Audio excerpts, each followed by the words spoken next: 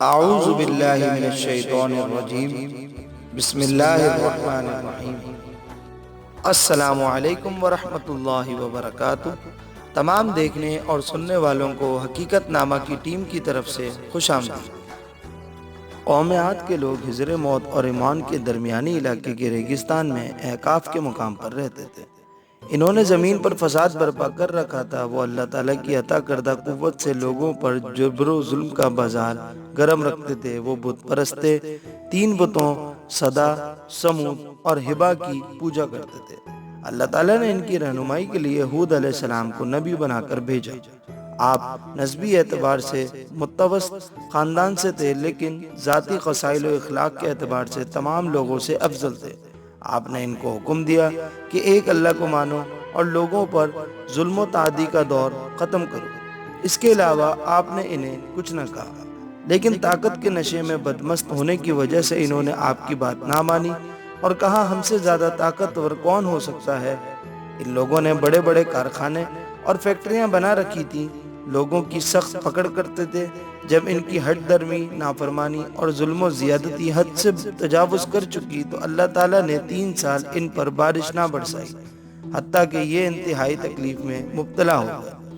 اس زمانے میں جب لوگوں پر کوئی مصیبت آتی تو اس سے چھٹکارا اور نجات پانے کے لیے اللہ تعالیٰ کی طرف رجوع کرتے۔ مسلم و کافر سب بیت اللہ شریف میں اکٹھے ہوتے، مکہ مکرمہ اور اہل مکہ کی عظمت و احترام کرتے۔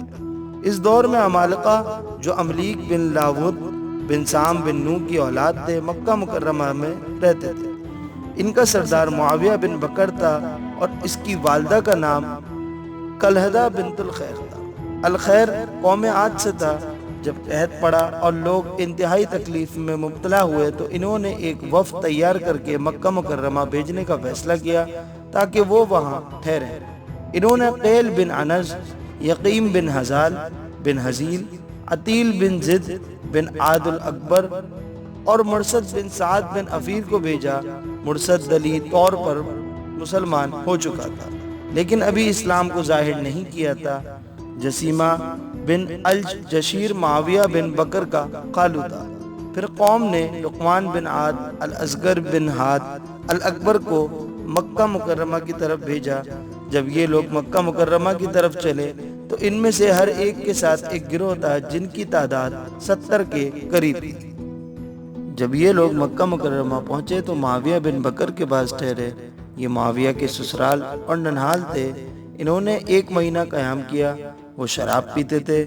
جراد تان معاویہ کی 2 لونڈیاں تھیں جو انہیں گانا سناتی تھیں۔ یہ آدمی 1 مہینہ سفر کر کے آئے تھے اور 1 مہینہ معاویہ بن بکر کے پاس قیام کیا۔ جب معاویہ نے دیکھا کہ ان کے واپسی کے ارادے بہت کم نظر آ رہے ہیں، حالانکہ انہیں ان کی قوم نے مصیبت سے نجات کی دعا کرنے کے لیے بھیجا ہے، میرے ننھال اور سسرال ہلاک ہو رہے ہیں اور یہ میرے پاس رہ کر کلچھرے اڑا رہے ہیں۔ یہ میرے مہمان بھی ہیں، انہیں واپس کا مشورہ دینا بھی ہمارے دستور معاشرت میں اچھا نہیں ہے۔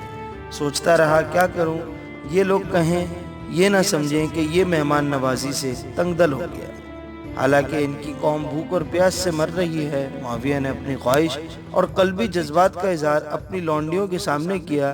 انہوں نے کہا تم ایسے شعر لکھ دو جو ہم انہیں سنائیں، شاید ان کے دل میں اپنے خاندان کی یاد اوت کر آئے۔ تو معاویہ نے اپنے نام کے بغیر یہ اشعار کہے: سنو اے قیل تیرا ستیہ ناس ہو، اٹھ اور کعبۃ اللہ کو جا، شاید اللہ کریم ہمیں بادل عطا کر دے اور وہ بادل عاد کی سرزمین کو سیراب کر دے۔ عاد کی قوم قحط سالی کی وجہ سے آنکھ اٹھانے سے بھی قاصر ہے۔ سخت پیاس کی وجہ سے نہ تو ہمیں اب کسی بوڑھے کی زندگی کی امید ہے اور نہ بچے کی۔ اگرچہ خاندان کی عورتیں بیمار نہیں ہیں، لیکن پھر بھی وہ بھوک اور پیاس کی وجہ سے حالت یاس کو پہنچی دکھائی دیتی ہیں، اور وحشی درندے علی الاعلان ان کے پاس دوڑتے آتے ہیں اور انہیں ان کے تیروں کا کوئی خوف نہیں رہا۔ اور تم اے وفد کے شرکا یہاں رات دن مکمل عیش میں گزر بسر کر رہے ہو۔ تم سے برا کسی قوم نے وفد نہیں بھیجا ہوگا اور نہ کسی قوم نے اس وفد سے بڑھ کر کسی برے وفد کو خوش آمدید کہا ہوگا۔ جب جبرادتان لونڈیوں نے یہ اشعار گائے تو اہل وفد کہنے لگے ہائے ہماری قوم، انہوں نے تو ہمیں بارش طلب کرنے کے لیے بھیجا تھا، ہم نے کتنی دیر لگا دی۔ وہ حرم میں داخل ہوئے اور اپنی قوم کے لیے بارش کی دعا کری۔ مرثد بن سعد بن عفیر جو ہود علیہ السلام پر ایمان لا چکا تھا لیکن ابھی تک اپنا ایمان چھپائے ہوئے تھا، اس نے کہا ہماری یہ دعا قبول نہ ہوگی، لیکن اگر تم اپنے نبی کی اطاعت کرو اور اپنے رب سے توبہ کرو تو تمہیں سیراب کر دیا جائے گا۔